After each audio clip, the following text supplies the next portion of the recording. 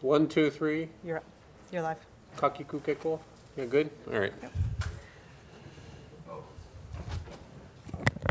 So stretching is encouraged even at your seat. and coming back in a few minutes is also highly encouraged for those of you who are escaping. All right.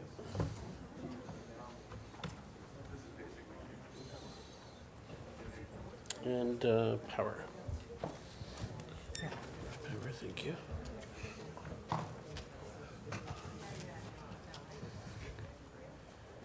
Anyone going out to the hall, be sure to let them know that they should come back.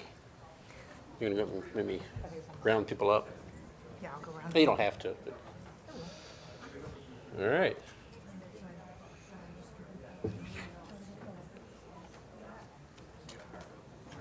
This is 4 by 3.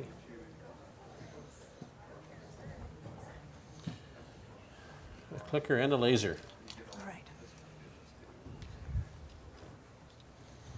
I think we're good to go. Let me check that power. I think we're going to get started. And thank you.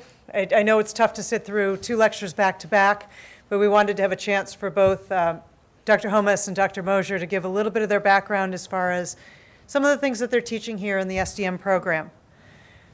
Dr. Bryan Moser is a SDM lecturer here at MIT, focused on the nature of teamwork and performance. He currently teaches on system and project management as part of our SDM core. Dr. Moser's work integrates 25 years of fieldwork and research, including observation of teamwork, interactive visualization, behavior-based simulation, and cross-functional workshops for complex real-world missions. Dr. Moser's industrial experience includes technology development, rollout and sustainable operations in aerospace, automotive, heavy machinery, transportation, energy, telecom, and global services. He's worked across industries. He's worked across global locations. Most of the programs he's worked on have been cross-cultural as well as technically complex. Dr. Moser earned his doctorate from the Graduate School of Frontier Sciences at the University of Tokyo, and he currently splits his time between MIT and the University of Tokyo, where he's an associate professor. He leads multidisciplinary research on complex socio-technical systems. He also holds degrees in computer science and technology and policy, both here from MIT. So welcome with me, Dr. Moser. Thanks, Joan, and thank you, guys. And again, we've been asked to in some ways simulate student experience. So there will be an assignment, and there will be some questions. If you have a device or a laptop, that's actually great, because at one point today, I'm going to ask you to go to a URL and actually type in an answer to a question. We'll see how that goes. That's something we do on a regular basis. Joan mentioned that I've been at this for a while. I graduated in the 1980s here from Technology and Policy, which was the first of the several master's programs that are in the Engineering Systems Division. And I took some time to kind of mark the gemba, as we say in Japan, the actual workplaces where I've been involved in product development and manufacturing rollouts. And in most of the engagements, they've been cross-cultural. And that began with time for me at Nissan Motor Company, where I was a research engineer, the number 3 non-Japanese employee there. But to kind of put some context in this, my very first cross-cultural teamwork as an employee at Nissan was being part of a team. And one of my roles was to empty the garbage each week. And this is important because a lot of the questions we had a moment ago about information and complexity and teamwork have to do with what are the inherent capabilities and the limits of humans and organizations to get things done, particularly when we're working on complex systems. So I can say from now about half of my work life in Japan, that there are bases for both tacit and explicit capabilities and knowledge that lead to a Japanese team performing in a certain way, perhaps differently than other teams. So I need 4 volunteers to get started. I need someone who's a fan of history. I need someone who is an experienced program manager. I need someone who is either a member of PMI or has a PMP. And I need an NCOSI member. Volunteer. Very good. Come on up. I've got something for you. I need someone else. I know there's more than one NCOSI member here. Any PMPs? Oh, come on, really? No PM, I'm not a PMP either, but no PMPs? Anyone want to pretend? Project Management Professional, PMI certification. Okay, I need, in-coaching member, Genevieve? Yes. Please come up. If I know your name, they're going to call you. I need 2 more volunteers. I'm going to give you an assignment that we're going to come back to in about an hour. Okay? So a fan of history gets to temporarily hold this. This is a 1950 edition of the Gantt chart based on a 1922 edition. And I'm going to show you the assignment, so hold on for that. INCOSE member, you get the INCOSE handbook. Great. Pursues. 2 more, very quickly. I'll be an experienced programmer. Come on up. Thank you. I need someone to pretend you're from PMI. I'll pretend to that. Come on up. All right. So experienced project manager gets to rifle through this wonderful Kersner edition, all 1,200 pages on project management, which is, I think, either the top or the second best-selling textbook on project management. Awesome. Okay. And then I'm gonna have to leave you to the ether. I thought I got those 3 pages. Well, no, you don't, because it's actually the product management body of knowledge which exists out there is far too voluminous to actually bring to you today. So if you can look online and so forth. But let me just, you can't pretend you can't hear us. So your assignment in about an hour is to rifle through your sources and try to figure out, for the context of projects, project work, find a clear definition, not your own opinion, but what others have said is a definition of dependence in a project, okay? And we'll come back to you in about an hour. And you're allowed to cheat and talk to others and just make sure you admit with whom you work. All right, thanks to, now see, they're gonna get A's and you guys aren't. This is what happens, so. All right, we don't do A's here, do we? They're gonna get a number, right? Well, above a 4, we would say, for an A, so. All right, thank you. So this next section I'm going to go through really fast, just to lay the groundwork on what is a project. And we'll start by just simply defining that a project is a set of tasks. So the atomic element, if you will, the core element that we talk about in project management is tasks. A task actually relates people working on some activity that helps to generate part of a product. So in a common project, these tasks are related somehow. We hope that they actually combine in a way that produces some sort of strategic, often product or services related outcome. Very importantly and significantly, we think of projects as having a start and a finish. So a lot of the both standards and practices and analytics we bring to project management have a difference than those used in operations, which are cyclical.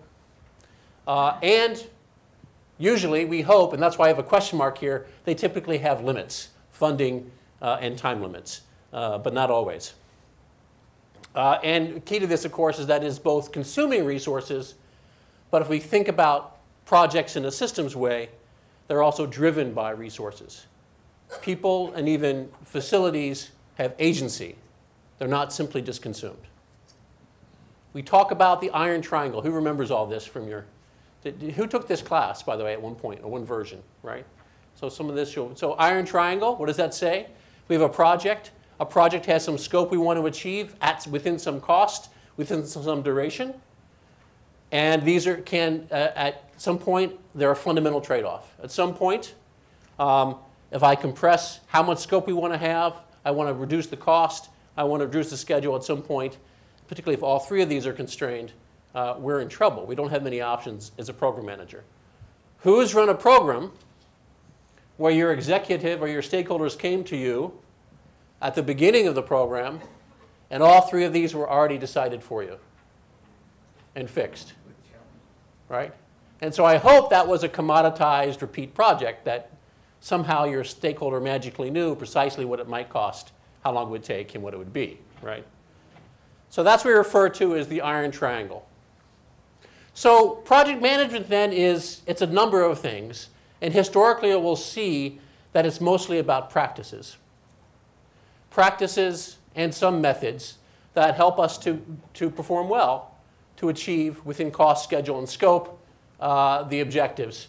And we do so in a way that along the way, we're utilizing our resources, both people and facilities, and also managing risks, and in some cases, managing opportunities as best we can. So how many of you in your organizations have a clearly defined project charter document or a job ticket or something that defines the front end? Okay? So just again, this is just reminders here. Project charter is some structured or formal way to define a request. Okay, it's a request to the project manager and the program team to come back actually with a plan. Not all companies actually see it this way. And this can be a conundrum, actually. The second thing that a project charter is meant to be is some authority, an authority for that project manager or that leader you've tapped into, maybe a product manager, to actually go off and explore with potential partners, resources, others in the organization, a project plan, a way of bringing together the resources in the company to achieve the charter targets. So I want us to remember this today, that this is the voice of the request prior to planning, right? It is not an analysis, although often they pretend to be, it is not an analysis of feasibility. We'll get more into that. So those targets, whether it's a charter or a job ticket or depending on the language in your company, we hope that because this is based on strategy and perhaps market or business facing characteristics, that selection of the reasonable cost, scope, and schedule are really driven by value, by desirability. We want to know which's more important. Out of a portfolio of, let's say, 200 projects in an engineering company, maybe there are 20 that are new product development, maybe significant. Maybe we promised Wall Street about these new product development projects. Maybe out of those 20, some may be much more critical for schedule reasons than for cost reasons. Maybe the scope with a set-based approach, some of the scope is absolutely critical to meet a competitor. For those of you at John Deere, when there's regulatory deadlines like Tier 3, Tier 4, A, B, we know that value is directly proportional to our ability to meet regulatory deadlines, or we can't sell in the market. So so these have a trade-off. But I've been in many gateway meetings and reviews and plan discussions over the last 25 years. And let's say, and I apologize that I know Genevieve's name, so maybe I'll ask someone else. What is your name? Sean. Sean. So Sean, we're in a meeting together. You're my boss. And you're really concerned. You made the request to me. And you've got October 1st in your head. And so we have a half-an-hour meeting and argument about October 1st. Okay? I'm the project manager, and my baseline commitment says October 5th. I done all my planning. I aligned my resources. I got the supplier lined up. And my baseline commitment to you is October 5th. And then Genevieve comes along, and you run a key noise and vibration facility, right? And you know that something else has come in to swamp this, and you know that from your point of view, your best estimate now is a disruption that will lead to October 15th. So we're in this meeting, and everyone's arguing about that date. But how well do we know the difference between data as target, data as commitment or baseline, and data as estimate? What we find over and over again is often the reason that these cross-functional team and executive dialogues don't go well is because we're often arguing about variables or key characteristics from these different points of view. So we'll try to sort that out a bit. Has anyone had that experience, by the way? Right? I mean, often it's, turn to an executive and say, my best estimate is that the hurricane is going to land here. And the executive says, I don't want the hurricane to land there. All right. So why do we plan? Well, we respond to that charter, right? And we think about, in response to that, we want to think about, is it possible to achieve that? And what are the options? So I bring my plan back to Sean, who's requested it. And Sean, the question for you as an executive is, what? Can you meet the October 1st deadline? Right, does it meet the targets? But it's not just that. do you believe that I can meet those deadlines? And is there a basis and any options for that?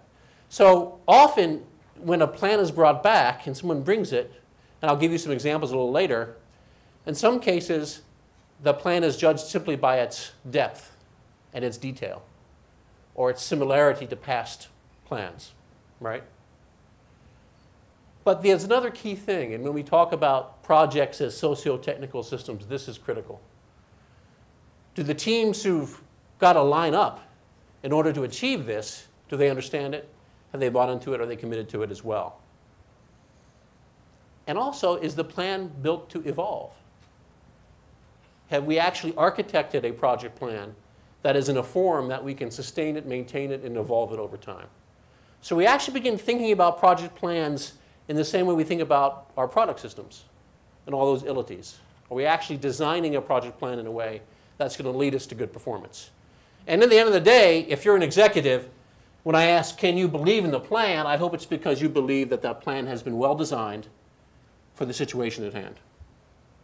So a project plan is a design of the project amongst alternatives. The cross-functional team may be searching amongst many ways of introducing concurrency, working with the supplier, not working with the supplier, right? Using a brand new low TRL component versus a well-trusted but more expensive component, and so on. Each time we design the project, we are getting, we hope, a predicted cost, schedule, and scope. Scope at some quality and some value, right? And some risk. And when we design that project, we're linking it to all those assumptions, all those things we've learned during planning, and all the commitments necessary for that plan to actually be feasible. So if I come back to Sean with a plan, and Genevieve had promised me that I can use a cold chamber in October for a key test, and it's the only cold chamber we have in the whole company, right? If that assumption goes away, if we can't really follow up and achieve that, we don't even remember that, then actually my prediction, my forecast of that particular design is now inaccurate. Okay. So these are all basics here. Just kind of remind you about what is a project versus not. And fundamentally, though, we're trading off when planning or designing a project between the feasibility and the desirability of what's possible given the project in front of us and the trade-offs we have with all the other resources and value priorities in our portfolio. Got it? So far, so good? We'll slow down as we get into the newer stuff. But let's talk a little bit about the methods that we have, the classic methods that we have, that we've all used. I'll start with Gantt charts. Here's a Gantt chart. I assume everyone here uses Gantt charts or has been the recipient of Gantt charts and so forth. You know, and the question is, you know, what does it really show? How many pieces of information? So that, you know, on the left, obviously, I have some activities. The activities may or may not be related to my product system. They may be process-related activities. They may be governance control activities. Some of them may actually produce a drawing, a test, a component, a prototype, right?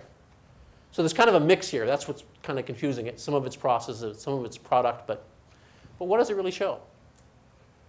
How much your Mac is making me pay attention to you because the apple's glowing there. So how many pieces of information or knowledge is there per activity in this Gantt chart? 4 for the design. I'm sorry, I could.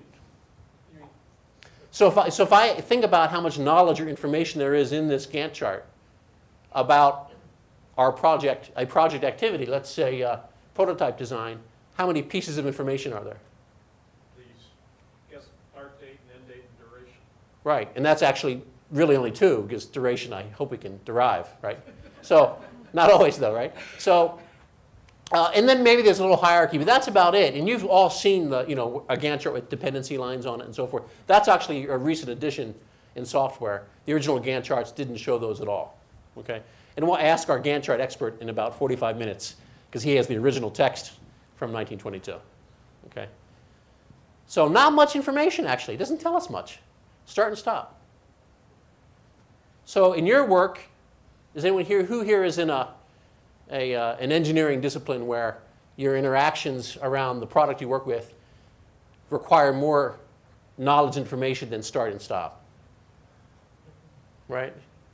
So but we know that, right? But the Gantt chart just says start and stop. And we have to remember this is 1910 technology. And that's important as we go back to the thought leaders from a century ago. And I'm going to mention 3 people in particular: Fred Taylor, Henri Fayol, and Gantt himself. Interestingly, you know, Gantt and Taylor were both students at Stevens around the same time, Institute of Technology. Not a lot of evidence that Fred Taylor spent a lot of time on campus there, so we don't know how much they interacted, but certainly by 1912, when scientific management was becoming popular, they were both leading players in that new boom, in that new trend. Okay? But if we go back a century and say, well, why was that Gantt chart actually, for the time, a very proper representation? It's a good model of the way people thought about work. We had to remember that at that time it was really about building factories, co-located. There were operations, not projects. And the scientific managers believed very strongly that the workers should not be involved in the planning process. Separately and ahead of time and with great repetition, right? We should plan. And this person, this is Henry Kendall, and if not related to Kendall Square, but his son became a professor here at MIT, won a Nobel Prize. He was a professor of physics here. But the key characteristic in 1910 is that we can do this ahead of time. But what else was true in 1910? What was our view of uncertainty in physics? What was our view of distributed systems in economics and so forth? So there's a lot of changes in the way we think about what work is and what humans are and how we relate to each other over the last century. But a lot of the models, both Taylorism and Gantt and others, are really born of a paradigm that existed that century ago. So what happened? Well, through World War II, certainly a lot of planning happened, but really around scheduling and resource utilization. But in terms of industry, both in response to the Sputnik crisis, a Dow Chemical CPM emerged, and out of the Polaris program, PERT emerged. And then a lot of the common practices, particularly around work breakdown structures and the way we organize and decompose work, were reinforced very strongly in the 1960s, also in the NASA program. If there's a great set of papers on the conflict between Wernher von Braun and the NASA culture that was emerging. I think by the time of Apollo, I think Mercury and Gemini, from what I understand, were much more flexible. But if you want to see the juxtaposition between a focus on teaming and embedded know-how, which Wernher von Braun really fought for, and a controlled approach, which was born, I can recommend those papers to you. So what are CPM and PERT? Does anybody use these now? At least push the button on Microsoft Project Primavera. Network-based approaches. Tasks are either nodes or arcs. You know, it can be quite confusing, going back and forth. But I think what I'd like you to remember in these two methods is that they really focus on duration. In critical path method, duration is absolutely given and fixed. In the PERT method, we allow a little bit of distribution on that, but still centered on duration and sequence. We're looking for a best process. Note, a critical path schedule is not my likely outcome. It's a search for what I think I could do best if we pay attention properly.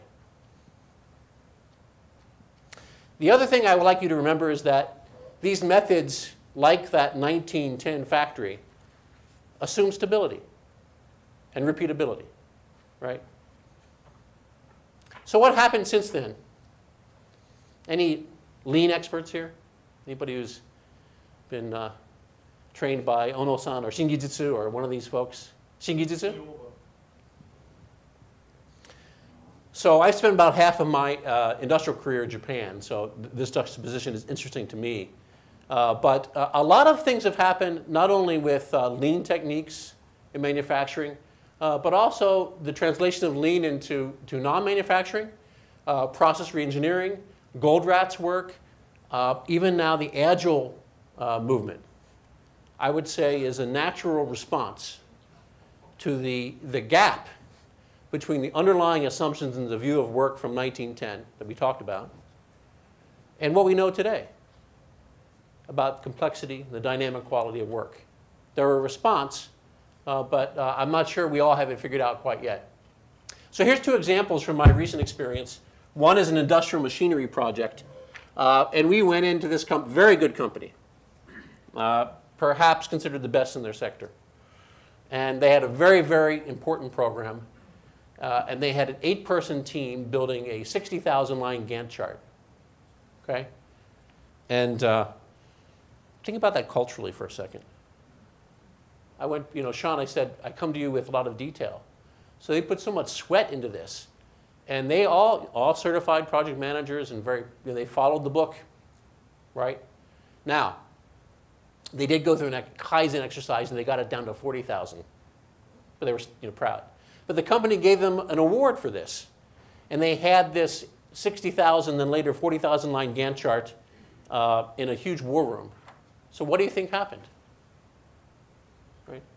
If you talk to the team leaders, especially the cross-functional team, not to the people in the PMO war room who were heavily employed searching for finish to start dependencies, but if you actually talk to the executives and the team leaders, they said, I can't see, for the life of me, I can't see where I fit in this 40,000 line Gantt chart. Okay? And what did they do in the end? Sticky notes, shared drives, a database on somebody's desktop. They were looking for all kinds of alternative ways to keep up with the reality of that project. So over time, those official charts that were really nothing but accounting, looking backward, and the way that teams were interacting and making decisions got further and further apart. Anybody here with NASA? Good. So a Space Flight Systems project, recent well-known program. And if you actually looked at both their system engineering practices and their program management practices, they did what you're supposed to do. They had very clearly decomposed systems and subsystems, well-defined interfaces, clear definition of dependencies, broken down into work packages and assignments. In project management, they had all the right kinds of reviews and so forth, all kinds of checklists, everything you can imagine. They followed all the things you're supposed to do. What happened? It was not a successful program, and not even close.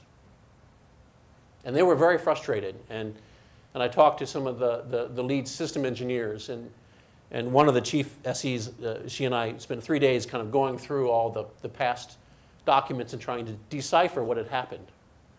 And the quote that she gave to me that I really liked, she said, Bryan, we took all this work and we actually delivered it to individuals.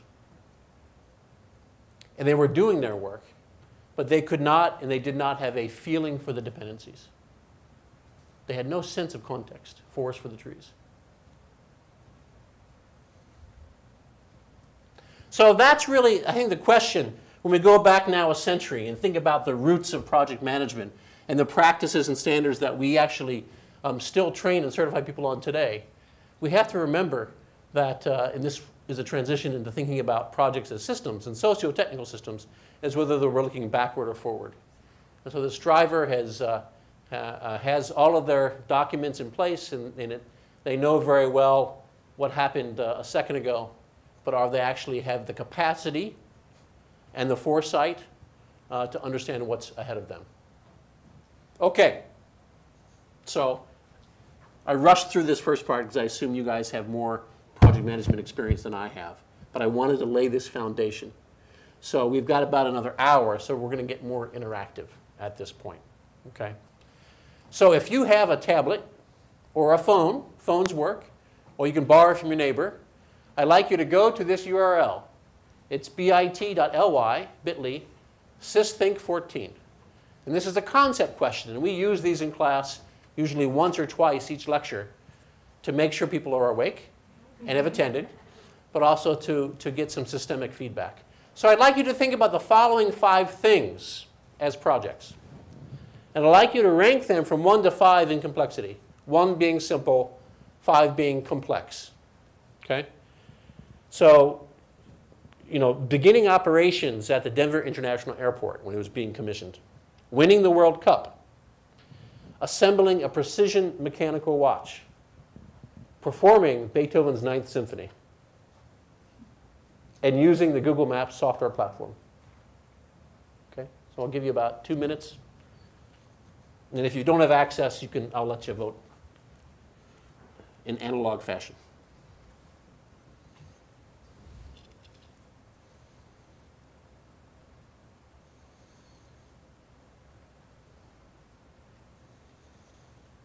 And in theory, I can see the responses coming in. 4, 5, oh good. 6, 7, 8, 9. We need more than 8. 9. Here we go.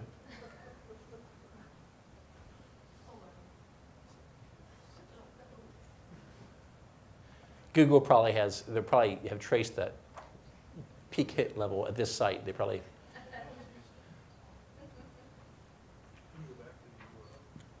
Oh, I'm sorry, the URL is bit.ly. Let me go back to it. bit.ly/systhink14, all lowercase.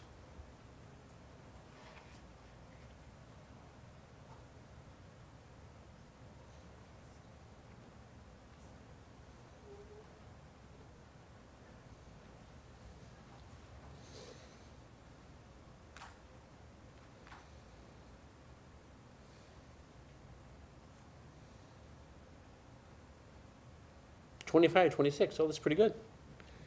It's like watching popcorn pop. But wait to see, it's always hard to decide when to stop, right? When you're making popcorn.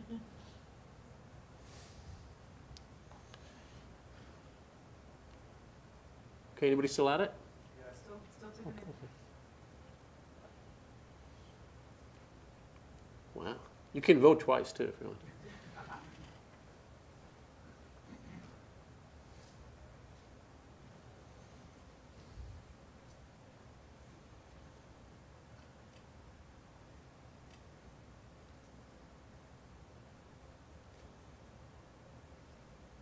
Okay. 34.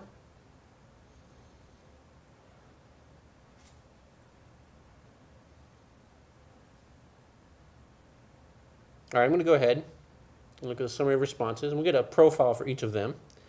So for those of you who know, now how many of you who answered actually looked at the HBS case on Denver or studied it in one of our classes? Because that's one of the cases we use, right?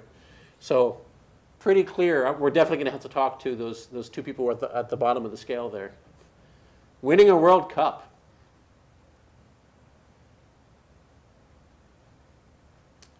This is interesting. A real kind of center distribution on the mechanical watch.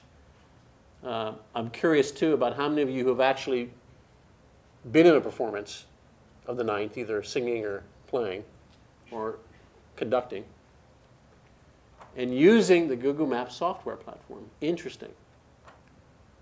Interesting. By the way, in class, when this question is done, very often the symphony is ranked low and Google Maps is ranked high, because people are thinking about counting the number of API calls and so forth, I guess.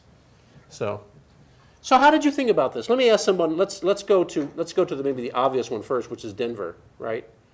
So for someone who answered 5, the most complex, why do you think that the Denver International Airport was complex? Yeah. Well, it said begin the ops, so that means ops were not established there. Yeah. And they have a lot of different idiosyncrasies for that airport that may not apply to other airports that you could use as guidelines. So even in the case, in the way that this particular project was framed or chartered, even if your role was only supposedly after commissioning or after construction, in the case is true, even if that was your only responsibility, it's still very complex because you've all those upstream dependencies that are driving huge uncertainty into your life. And also, though, it's what is it about that moment of beginning operations that correlates to the fundamental purpose of the airport, right? That's where you've made your commitments. You're closing down the previous airport. You're actually beginning to earn revenue and so forth. So in strategic value, that's a moment in time or a phase in the project that is significantly more valuable. Plus all your regulatory issues. What about the precision mechanical watch? So who said it's not complex? All right, you're going to get picked on later, so we'll start here. So, have you ever assembled a watch before? I have not. Okay, so you think it's pretty straightforward? No, just only relative to winning the World Cup. Oh, you haven't won the World Cup either? I have not. Okay. And some of the other things. So how were you thinking about what complexity means in that context? I was thinking that is a very complicated task, but not as complex. I imagine there's a rule book that you can more or less follow that will tell you how to build it, Right. even though I've never done it myself. So, I mean, interestingly, you can imagine, first of all, that this is, on the social side, that this could be done by one person with enough time, right? Yeah, Right. I mean, I don't know if to be mining metal and whatnot, but yeah. And you assume that there's a rule book, but sometimes you could have all the information, but still being able to use that information, is either impossible or so painful or costly that even if you've got it in front of you, I mean, you wouldn't want me operating you in a surgery even if I had the guidebook next to me, right? Sure. Okay. But it's true. So compared to the World Cup, so if we think on the social side for the World Cup in contrast, what's complicated or complex, and I like you to use both those words, we'll get back to that. What was complicated or complex about the World Cup? But to me, the World Cup is the kind of quintessential complex adaptive system, which is a real soft system. It's all about people. Oh, so playbook doesn't matter? I don't have people with certain skills, certain speed? Yes, but it adapts over time and changes from game to game. So people get injured, their stamina changes. So we're going to triangulate off of that and ask about the Patriots. Yeah, go ahead. I was just going to say, you can have the playbook, but if the team isn't together, you have nothing. Right. So in the case of product development, though, we're talking about, so the playbook could be, we could have installed an information management system and have all the designs and all the drawings, and which usually doesn't exist, but let's say we could. That doesn't mean we're necessarily going to get performance, right? I'll come right back to you after him. Yeah. Yeah, and I think on the World Cup, there's also one thing that there are variables that you don't control. For example, the referee, he makes a mistake and, there's a penalty against you. Or, Yeah. so. You notice the ones that are against you, though, not the ones that are for you, right? Yeah, please. The World Cup also has somebody actively trying to promote you. You haven't been in the companies I worked in. There are 31 other teams or 63 or I forget how many they got in any World Cup trying to win the World Cup too. Yes, yes. But even in the marketplace, that's true too. I mean, really. I mean, in the marketplace, if you have venture capitalists breathing down your neck or Wall Street or others, I mean, it often feels the same. Yeah. There's uncertainty too, right? You don't know who you're going to play with or against. That's why Germany hired SAP to do analytics from their vendors, right? Yes, yes. So there is a way to actually parse in terms of resources and plans and playbooks. We can actually, in systems and product fashion, think about these problems, not only concrete mechanical problems, but whether it's Moneyball or something else, we do know that actually this is significant, can help us. But it's not sufficient.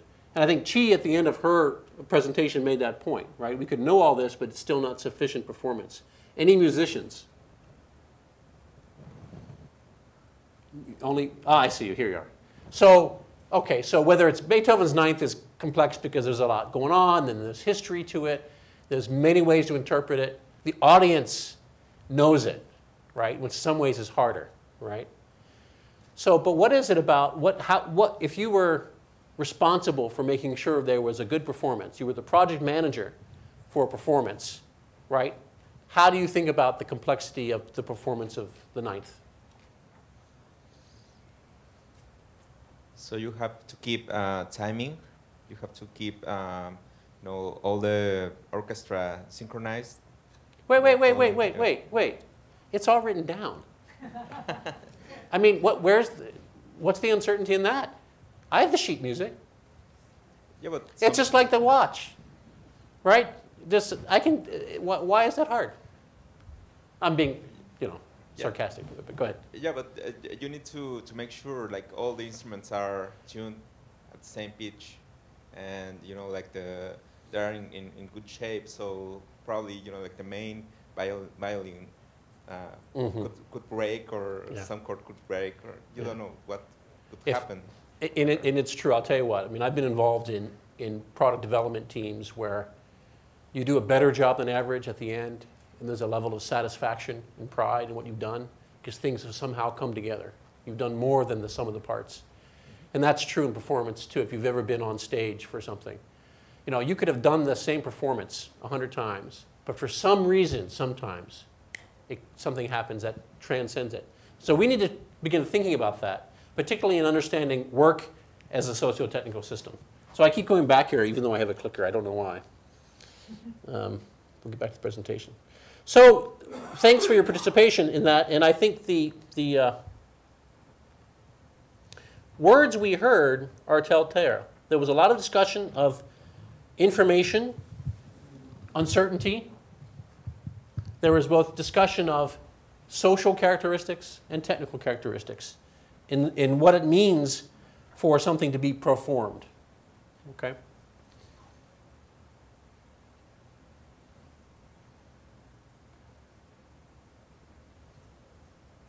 We're good. So, performance. Was this a good performance? Not in the opera house, but was this a good project? From a project management point of view. If you know the history, the architect was fired partway through. But in terms of value, looking back, how was this considered? Brilliant. Great strategy, right? If you think of it that way, right? The execution of the project was really a disaster at the time, but the fundamental value over time of the outcome suggests that this was really a great project. Opinions? I think as time passes, I mean, just remembering getting to the North End, in the 70s and 80s. Yeah. I had this discussion with my driver yesterday. He said, totally worth it. Yeah. Totally worth it. He Yeah. said you couldn't get from one end of the city to the next without it. Transformative. Yeah. But what about as a project management evaluation?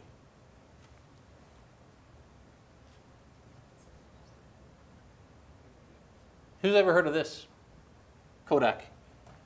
Project Orion. This won PMI's International Project of the Year in 1997. Came in under budget, on time, met all the requirements. Who's heard of it? Right? This was meant to be Kodak's response to digital cameras and the Japanese in order to deal with it. If you may recall this, they were looking at some blended analog digital film approach and putting information and so forth. And so I bet they followed all the plays that we would teach, right, about product development, project management. Doesn't mean it was successful. Okay. So I'm teeing this up because in order for us to solve this problem, and I've premised here that the methods we use and the way we think about projects, if we follow the traditional or classic methods, haven't changed in a century. And we want to get to the heart of great performance, which is about cost and schedule, but also about cost, schedule, and strategic value and outcome. That we need to move now away from purely classic project management approaches, which rest upon practices and standards evolved over decades, and we have to look somewhere different. It's the underlying dynamics, this combination of how we've aligned the social elements, what their backgrounds are, what their capacities and abilities are, and so forth, to the product system at hand that leads to it.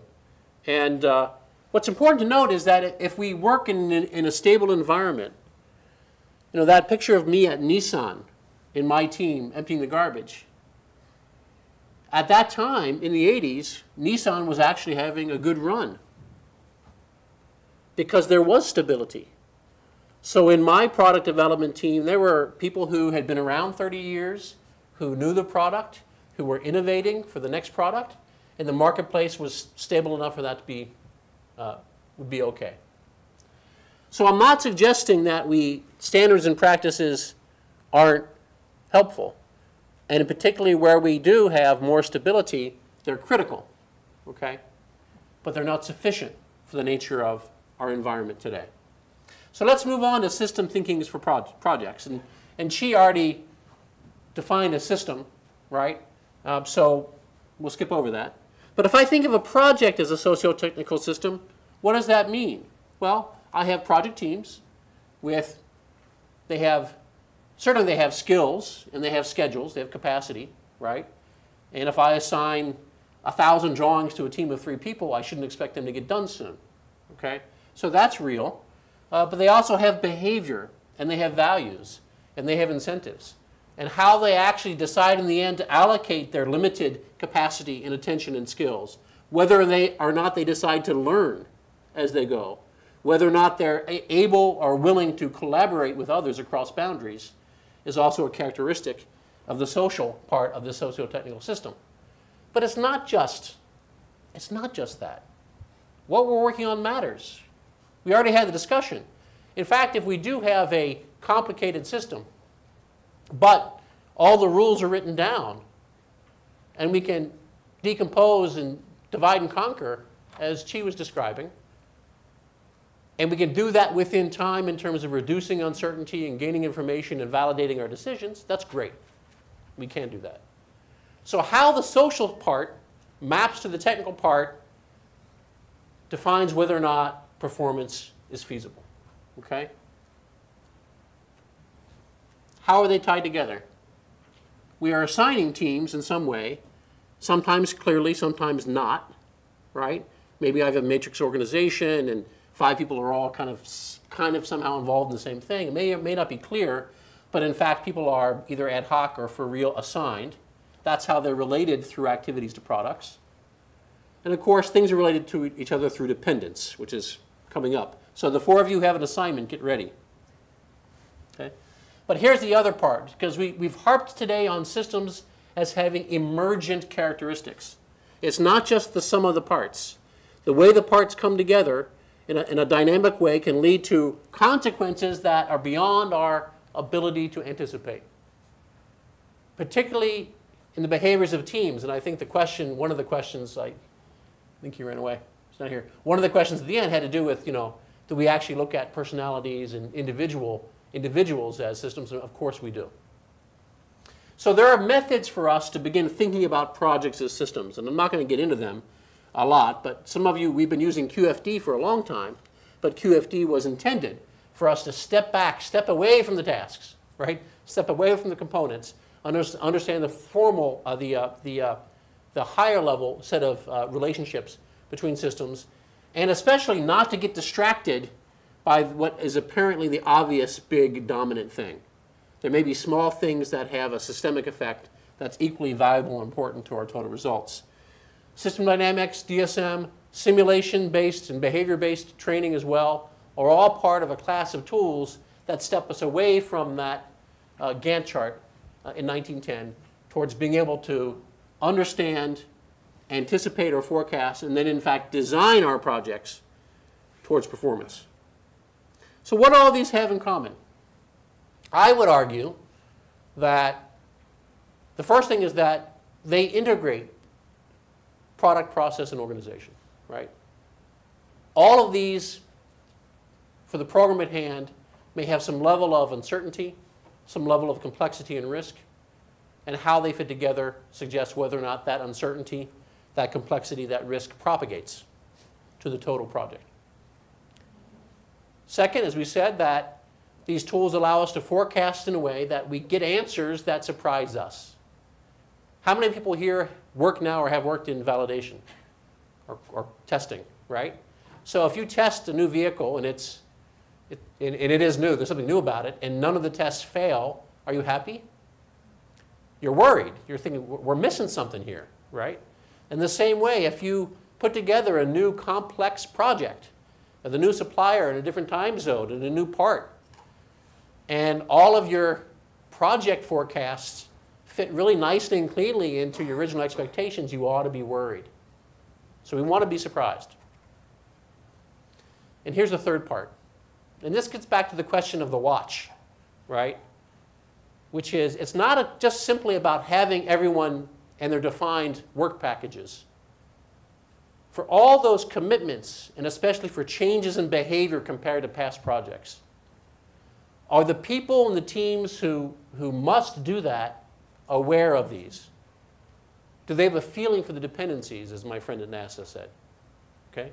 So these tools and how I use them, and going back to the Eisenhower quote, it's the planning, not the plan, become a social process that allows people to explore the trade space. And that social process as a social instrument is critical if we want performance in a complex project. Okay. I guess I was wrong about when you guys are up soon, I know, but hang in there. So just another way to think about this, we've been talking about project outcomes, and we know that the decisions we can make, earlier decisions often have a much more significant sensitivity to total outcomes, right? You make important decisions relatively early. If you make them later, it may be too late, right? But the information we need to validate those decisions comes later than we have to make the decision. Well, of course, I'm saying the obvious, right? That's why we plan. If you knew ahead of time everything you needed to know, right, you wouldn't need to plan. You could go with it. So what happens, what is this gap here? The gap between the information we need to have to make validated certain decisions and the information currently available to us, right? So what happens as we go from a simple project to a more complex project? Right? We're pushing. Why? Because the more complex it is, the more information we need, the more uncertainty there is. And so whether you think of it in terms of the cost to reduce that uncertainty, you can think of the attention required, but some measure of difficulty, right? The gap, in order to get to a position where you have enough information, is greater. Okay, so we asked about the watch before. I'm going to skip this since we've already kind of covered it. But I'll give you my definition, and then we'll get into the definition of dependencies. Okay? So uncertainty resides in information. Right? Uncertainty, at least for a project. The gap between what we know and what we need to know. And that gap isn't just whether the information exists. The gap is whether or not I can actually use it, access it, and use it in time. Again, I can have it all in a black box in a computer, but if I'm not in a position as a human being to work with it and do it and have it affect my decisions, it doesn't matter. So let me define, at least for engineering projects, complexity as the attention and cost of uncertainty reduction. So if I have a completely simple, completely determined project where it costs me nothing to reduce the uncertainty, so basically I have it when I need it, then it's not a complex system. Corollary 1, a project that has been done before is not complex only if the knowledge is available at low cost. So we've had boosters that can get us to the moon before. And after NASA went into garages of retirees and dug up the Saturn designs and so forth, in some sense we may have it, but the cost of recovering it to a point of being useful is very, very high. Corollary 2. Sometimes the cost and the attention is beyond our budget, right? it may in fact not be worth, maybe your company wants you to do a moonshot, as Google would call it. A project that actually, if you had the talent and you had the information and you had the time and the budget, you could accomplish it. So that's complexity. All right. So assignment folks, if you can help me out here. Here's what we asked them. Whoop. The answer came first. We gave someone the Gantt chart, someone Kerzner, in Cozy Handbook, and PMBOK. So let's start with the Gantt chart, 1922, if you could step up, or give him the microphone as well. Thanks. I have to say, I was looking through this book, and I couldn't even find a definition of dependence. There was an assumption everything was sequential, well-understood processes that you went through, and you put your piece on the lathe, and you ran it, and you got your piece out, and if there was a problem, it was because the power was off, or you didn't get the material in time, or something like that. Right. And they talked around dependencies, but there were no dependent tasks and start dates depending on the finish of something else or anything else, right? And it's all sequenced, right. And by the way, in that edition is actually 54. What's really funny is that book, so the word plan exists in that book in 54?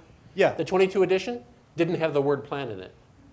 Well, but what they For mean the by Gantt chart. plan doesn't look anything like we would do with the Gantt chart now. Yeah. Okay, good, thank you. Next, Kerzner. Who had Kerzner? And how many pages-ish? Over 1,000? Yeah. So did you find a definition of dependence? There's no definition of dependence. Thanks. It's used a lot, though. Yeah. So the closest I got was there are 3 basic types of interrelationships or dependencies. Mandatory, discretionary, and external. Okay, great. And then it's used a whole bunch of other places. Okay, thank you. And in Cozy? All right. So I cheated a little. I had Mr. Nkosi sitting next to me, so I was referencing him quite a bit. So again, there was, you look it up in the index. Dependence doesn't show up in the index. What I did find, of course, is a really great n-squared chart on, within a system project, what dependencies might look like among functions. That was interesting. I did cheat a little, and I actually looked up interface. So interface was something that was in Nkosi's glossary of terms. And I found a couple of interesting ones. A boundary with the added consideration of responsibility, the functional and physical characteristics required at least at a common boundary, a contractual area of responsibility boundary between among systems and or subsystems. That's pretty good. That gets a lot closer than our project management friends, I think. Thank you. And then finally was if you could look up onliners from PMBOK or find some way, any discoveries? Unfortunately, we're not going to be of much help here. PMBOK doesn't particularly describe it, doesn't specifically describe it. It does sort of allude to some sort of logical relationship or a link between elements, but goes no further than that. Right. That's one of the most frustrating things. And again, PMBOK is the standard for project management, and it says basically a dependency is a link or a relationship. So that to me that just says nothing, right? So thanks. So how important when we go from simple to complex projects is actually getting to the heart of not just the elements, but how they're related in dependence. It's very important. In particular, if we talk about the awareness, the situational awareness, the being on the same page, the capacity of organizations to perform well, getting to the heart of what a dependency means is really, really critical. And so if anybody wants to write some papers or kind of really begin building out what is dependence, I'm happy to partner. Here's the thing. In the product development world, we know dependencies well, interfaces. So a lot of the more sophisticated thinking comes out of understanding interfaces and boundaries and functional relationships in products. When you jump from the product system world into the project world, it seems to get lost. Okay. Thanks for your help, and you all get A's. So here's a dictionary. The dictionary does a little bit better. Dependencies occur when something is contingent upon, influenced, or controlled, or determined by something else. Well, it's the opposite of independent. So if we're independent, I can do my work not even knowing that you exist, right? There's nothing about what you're doing, what your progress is, that in any way influences my ability to proceed and be successful. That's independent. So it's the opposite of that, okay? And dependence, we know, can be fairly simple. It could be sequence, as our friends from 1910 to remind us, and one way. But they can also be continuous, concurrent. How many lived through, what was it, 1988 to 1995 when we decided to do everything concurrently? New product development, it was all the rage. Let's compress our cycle time. So, you know, it would be nice if we could all just do one thing at a time and only be on work when the person before us finished. But we're all doing now 10 things at once. And some of that is intentional. Some of that is not. And then the final one, and this is the gotcha. And DSM deals with this. The n-squared matrix we use deals with this somewhat. But it's very often dependencies are mutual. So continuous, concurrent, and mutual. These are characteristics that we don't often see. So that classic dependence as sequence, right, is pretty easy. We talk about the source of the dependence and the sink of the dependence. We might say in this case, if that red block is a product, an outcome, and the blue triangles are activities, I might say I have designs, I'm doing designs, and I'm building a prototype, and I can say there's something, a prototype depends on designs. And the reason there's an arrow, I've tried to go back and figure out, you know, the original diagrams. The best I can see is it's people looking top down on a factory and drawing the flow of parts through a structured task process. Okay? So that arrow shows us something flowing. And in the case where the only thing we have to describe it is precedence or sequence, we draw that as A arrow B, and that's often called a finish to start dependence. Right? Now, meaning there's a direct relationship. The finish of one must be less than or equal to the start of the next thing. Okay? Not a lot of information. Now, we also have finish to finish, start to start. How many of you actually have used those dependencies in your product planning? Right?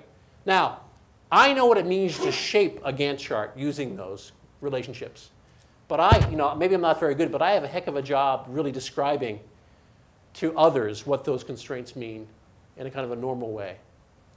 And so we can, in fact, use not only start to finish, start to start, and lag and other things to begin shaping a schedule. But at that point, I'm convinced we're trying to make the schedule look like our expectations, right? Rather than actually analyzing what the schedule might be in likelihood. So, and here's why I think it's a bigger problem. If we're really talking about the interface commitment and the ownership that was mentioned earlier, is what's the dependence actually mean? Precedence is just a result. It's a consequence, right? If I'm dependent on you, then maybe I have to follow you. So traditional schedules and traditional ways of dealing with dependence and project management really bury the most important thing necessary for teams to collaborate across boundaries. Especially we need to ask, if you're in the middle of a big project, how do you know if the dependence has been satisfied? So if you two are working together, you're dependent on each other, right? Who do I ask? Do I ask only you? Only you? What if you disagree? How much time do we typically spend in managing our project teams to understand the nature of dependencies and whether they're satisfied compared to percent complete, earned value, and other things? Very little, traditionally. So I'm going to just give you, as we wrap up today, a couple of other ways to begin thinking about this problem. And I highly encourage us, because this hasn't been figured out yet, not really in a sustainable way, how to get to the heart of the underlying drivers of dependence and, as a result, help people to collaborate and perform better. So here I have a traditional Gantt chart with designs and prototypes shown on a calendar. They're overlapping. We know from the words, we can guess there's a dependence, but maybe there's not. Okay? So I want to look a little bit more deeply. I want to look at the progress over time of the drawings that are being designed, right? And maybe I want to look at, over time, the number of, in this case, prototypes being built. So even if this is just a schedule, right? But if I go from the top Gantt chart to even this view, how much more does that begin to tell you about the relationship between designs and prototypes? Nothing explicit, but at least I'm beginning a better picture of how these two concurrent activities might have interplay. Okay? So let's get into that a little bit. Sequence is not enough. It's a result, not a cause. we want to find a way to think about dependencies as continuous, concurrent, and mutual. And I've said if I look at, in this case, designs and prototype, first, rather than thinking about calendar time, April, January, October, I want to think about the underlying progress and scope of those designs. You know, I don't need your August drawings. I need 20 drawings that you happen to have done in August. And if you're not doing them in August, I'm still dependent in October, right? So the first thing is I begin to understand the relative pace and progress in units that mean something to the relationship between the two parties. I then want to take and look at, in going from start to finish, I want to understand what the nature of concurrent path from start to finish might be, given the dependencies between designs and prototype. Same data I showed you a second ago. Same data. I showed you the two curves, right? But in this case, the red line is a mutual progress curve. Each dot is a month. Those are ISO dots, right? So again, just in terms of representation, how much richer is this representation in a way that's going to stimulate a conversation between the team responsible for designs and for prototype? Looks to me like there's 6 months of work on designs. They stop. Then there's prototypes for 3 months. Then there's more drawings being done for 3 months. Then there is a period of time when they're actually working, making progress at the same time, and it finishes. Yeah?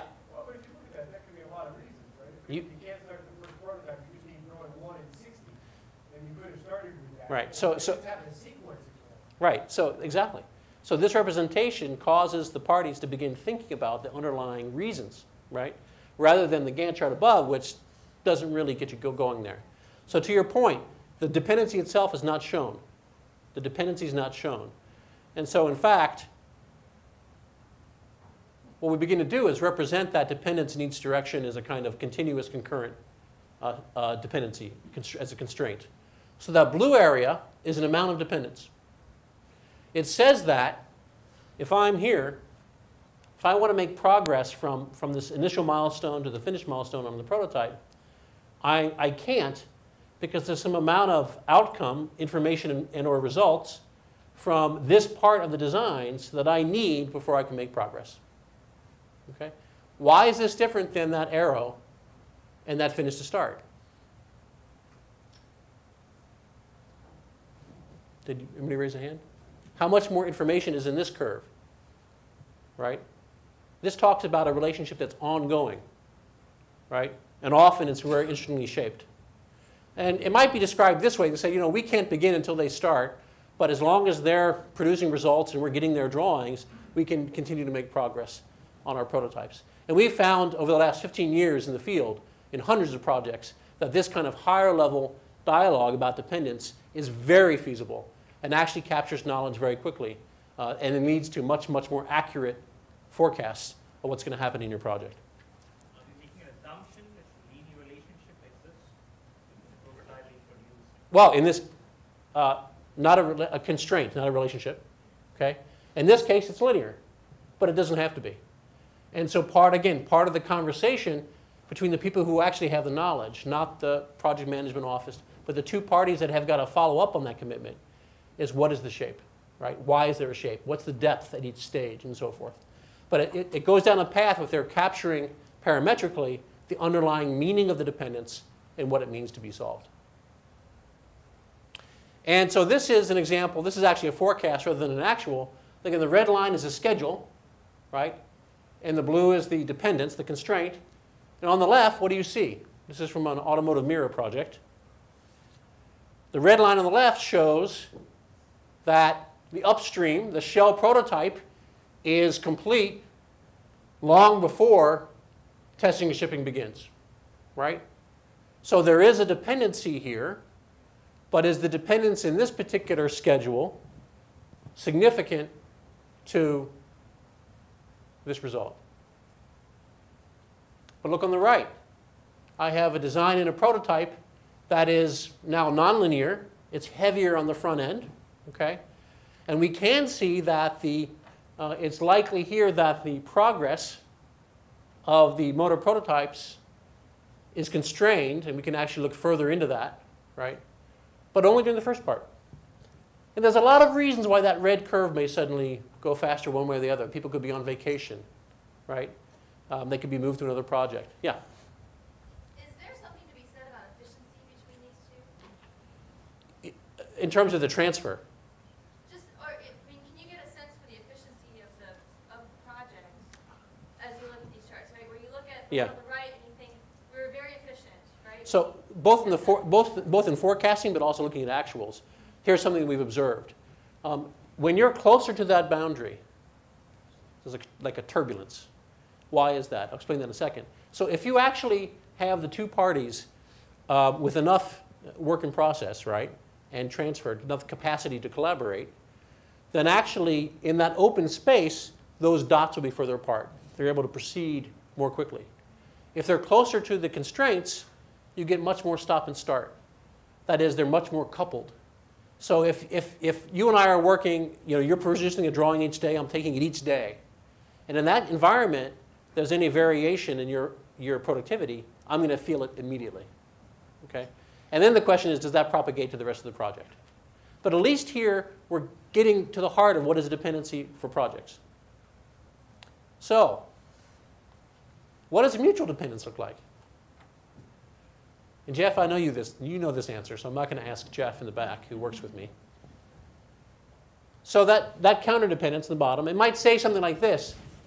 In the case that engineering has feedback from our drawings, we shouldn't just finish and walk away, right? So in this case, this dependency as constraint could come from an organizational practice, right? But it's still real. It's a demand. It's a kind of demand for interaction of a certain way. Well, you can imagine if we made a drawing and then as I try to actually execute on it as the engineer, I figure, hey, there's no way for me to get a screwdriver in time to go through. Right. Because, and so you got to go back and. So the feedback makes sense, but what if I'm scheduling in a way traditionally that said it was finished to start? I've left no capacity and no time in my schedule for that interaction. Yeah, then why did I even do a prototype? The purpose of doing a prototype is that's the end. So we agree. The argument is that this mutual dependence makes sense and is very natural, but you can't fit it in a typical PERT chart, right? So here's what it would look like in this case. That orange on the top. It's counter-dependency. So what does it mean? We're trying to go from lower left to upper right. We have a zone in which that concurrent progress, like a three-legged race, makes sense. Okay? And if you can find that, if people are collaborating and coordinating around the information that has to be transferred during that zone, you actually get much better performance. And again, mutual dependence is not symmetric, right? Directionality really matters. And from the point of view of the people working on designs, they see that blue area down below as a constraint on their progress. So if you see the constraint on your progress, does that affect your budgeting, your scheduling, the things you're going to do this week? Absolutely. Okay. So I wanted to give you a sense, just an example in that case, of the kinds of things that we're thinking about, tools, and I think you've seen some of the other tools, but a way of getting to the heart of what's going on in projects and socio-technical systems. When engineers are involved, humans are involved, pardon me, we think of their behaviors as really critical. What do we know? And this is from our friends in social science and organizational behavior, including classic papers from the 50s, 60s, 70s, and a few in the 80s. Well, people do work, right? But that's not all they do. People actually, when they work, they generate information. They also process information. They make decisions, and they interact. All of those things are real activity. They take time. If you're in meetings 40 hours a week, Pat, how much time does that leave you to do your direct work? Right. We were involved in a global project where they had on PowerPoint, had scheduled, planned this really remarkable 12 global site project. And they had core teams in 3 cities I won't mention around the world. And it was really a terrific, and the corporation had bought off, and they're going to put all this money into the strategic project. Well, the first simulation result, when we began looking at this, was they couldn't fly fast enough to attend all the meetings they had committed to making. It all looked great on PowerPoint. So the time spent to do these things that we often consider soft or indirect, it's real time, and it's real budget. And particularly at times when there's critical dependencies and a real need to focus the organization on interfaces that matter, if we haven't budgeted for that, then what happens? It gets worse, right? Firefighting. And then the challenges you have in that immediate time begin to propagate to the rest of the project and to other projects. The other thing we know is that individuals allocate attention, and we're really trying to figure that out still, right?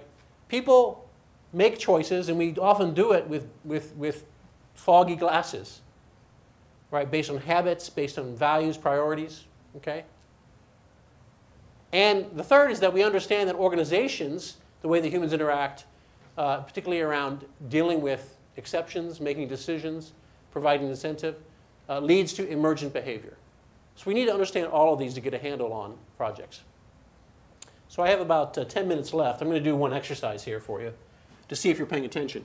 Let's take a look at this here. I got 3 teams, and they've been assigned to 3 activities, requirements, drawings, and prototype activities, part of realizing that product, subsystem A. Okay? There's no dependencies drawn. So you may, by your experience and habits, because of the names, think, wow, they must be dependent. But for the moment, let's follow the model. Okay? These are 3 independent activities. If coordination is that time, that activity to manage dependencies, where is the coordination in this project?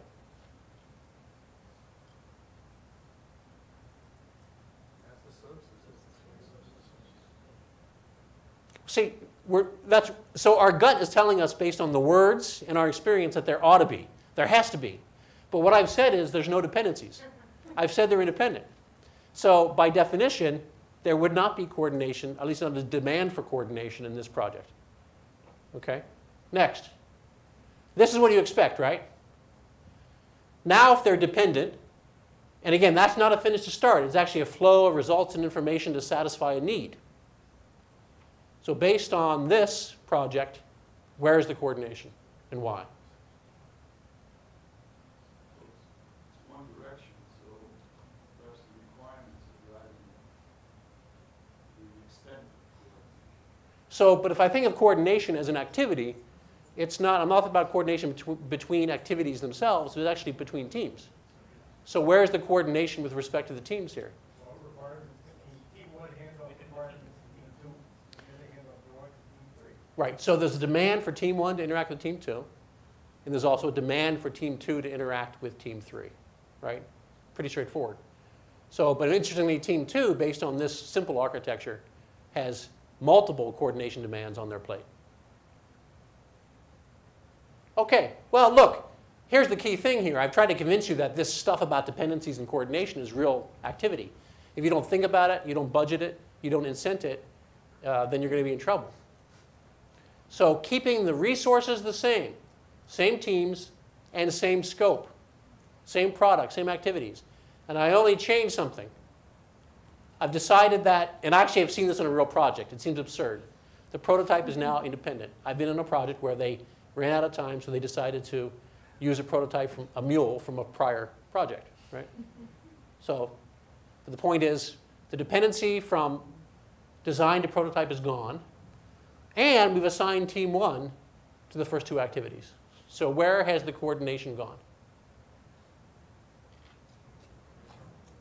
Yeah, at best, I heard, yeah, at best it's inside team 1. So if team 1 is 1 person, it means they've done the drawings, and they may talk to themselves, but they may have the background information already to do the requirements in the drawings. So that a cost approaches 0. If that team 1 is 100 people, then we can start talking about team internal coordination. Okay. So here's what's important about that. Same resources, right? Same scope. A different discovery of dependencies, different assignments. We've only changed the architecture of the project. And the coordination moves around on us.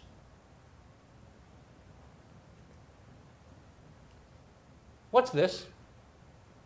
Reporting. So, but despite typical default behavior, what does that imply? If you're team 1 in this case, is there a new demand on your plate? Let's assume for a second. Become the go-between Yeah, maybe the go-between or no. And what we'll focus on now is, well, we're going to focus for a second on exception handling. So if you actually are team 1, and whatever the other teams are assigned to, let's go back to that original case. If team 2 and team 3 are perfect, and they make no mistakes, things go swimmingly, right? Then actually, you may have that demand on your plate, but it might never be really instantiated.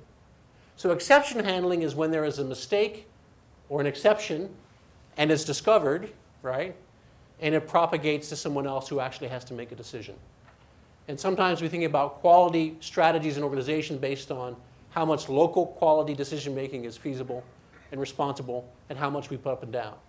The point is, this actually shifts coordination. So now team 1 has 3 demands to interact, coordinate, indirect work on their plate. Takes time. So what if team 2, I was on a project recently that had this. Team 2 is working on some drawings, and a mistake is made, and those drawings are needed for a prototype to make it to a testing facility in Arizona that you've already paid way ahead of time to get in line for. Oh, and team 1's in Europe and they're on vacation. Must be August. Exactly. So, so without getting into it here, this actually begins to be, if you begin looking at this, what is considered indirect activity or fuzzy activity otherwise, as a real activity that is born and actually predictable based on the way your architecture fits together, we can begin to think about when, where, and why coordination is needed, and how to begin to design an architecture project for better performance based on it. Okay. So I'll finish up if I can take, am I allowed to take 5 minutes? Okay. A lot of the discussion we do in class, and I hope you come to the next lecture, so what we kind of work towards over time is we want to move project planning away from the notion of a single plan based on Gantt charts to really understanding the socio-technical architecture of a project and all the things we can do to design better projects. And we move from a single scenario to a trade space, right? We can change our resources. We can change our teams. We can change our scope. Those are classic options. There's a lot of other things we can change too for better performance. And so a scenario is some combination of how we deal with all those inputs in a meaningful way.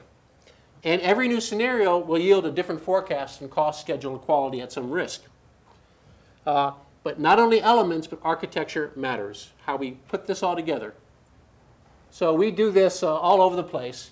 And I want to introduce you to some new research that we're doing here and in Tokyo on the nature of teamwork and performance, trying to pay attention to carefully what's happening when people are planning. How do they actually consider different scenarios and whether they together develop situational awareness for a desirable plan, a feasible plan, and they're ready to perform well. This is an example from a real workshop, and each dot on this is a different plan. Each of these could be a baseline plan, a full project plan. This was over about 2.5 days on a pretty reasonably sized program.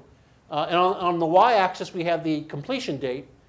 And on the x-axis is a measure of cost. That's effort hours for the core team. So that's what they were trading off.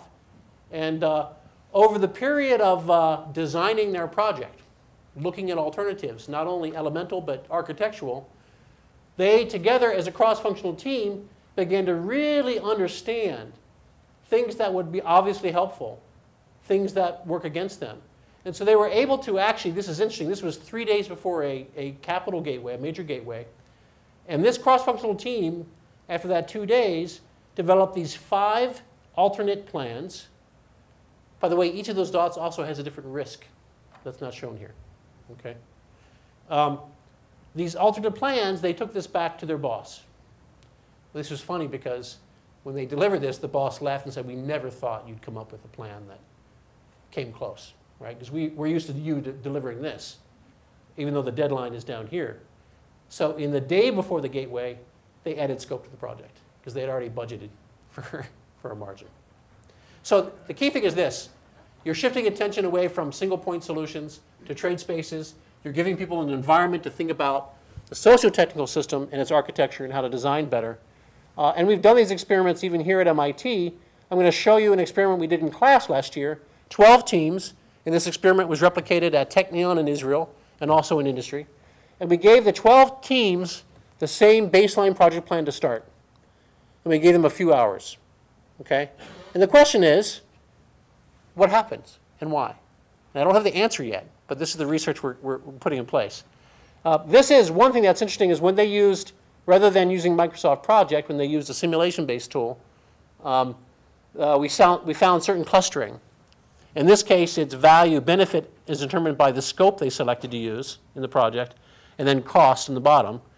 And we're beginning to try to think and understand how can we experimentally consider why they wind up in certain places. What's going on in all their trade space search that leads to that. So the second thing we want to look at, this is actually animation of the 12 teams based on where they started. Most started here. For some reason, one of the teams jumped way off the scale. This is also benefit and cost. And this red line represents, and by the way, the size of the circle is the duration. This line represents infeasibility due to budget. Okay? So some teams, and here's what we're trying to understand. Did their cadence matter?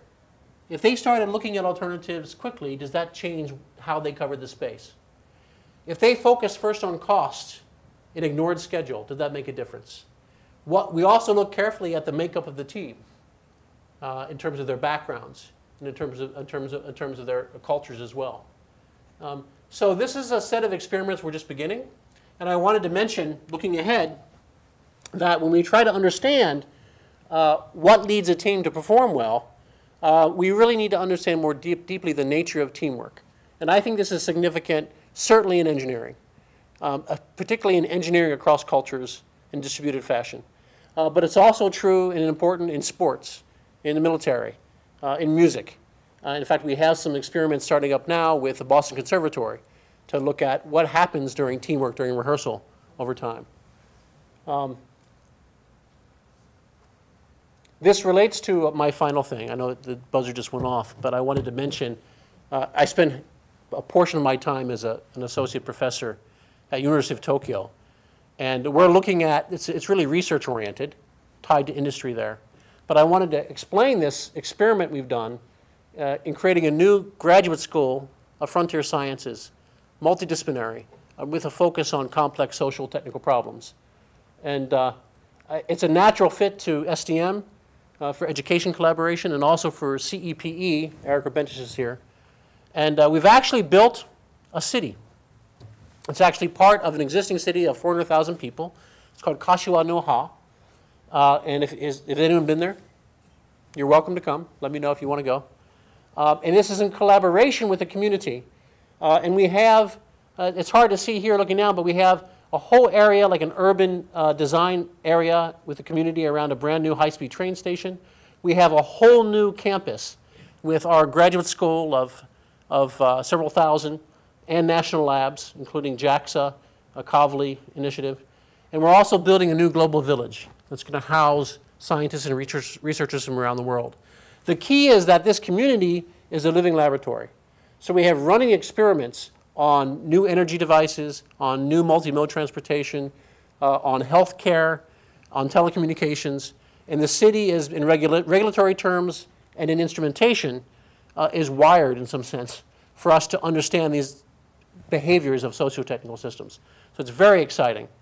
And so we'll leave it at that. If you're interested, I'm always looking for people to work with and to collaborate.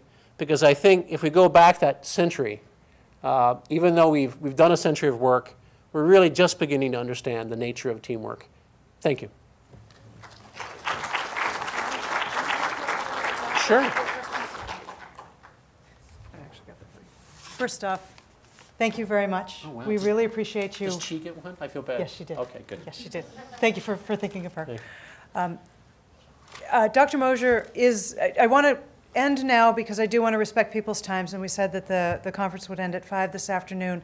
But Dr. Moser is available afterwards, so if there is any questions that you'd like to do follow-up, please feel free to come talk to him. Like as he implied, he'd love to talk a little bit more about this topic to anybody that may have interest or may have interest in pursuing this more. Just a couple of housekeeping items. We do have, for our alumni in the audience, and I know there are several that I recognize, we do have an alumni gathering tonight, a chance to get back together with old SDM friends.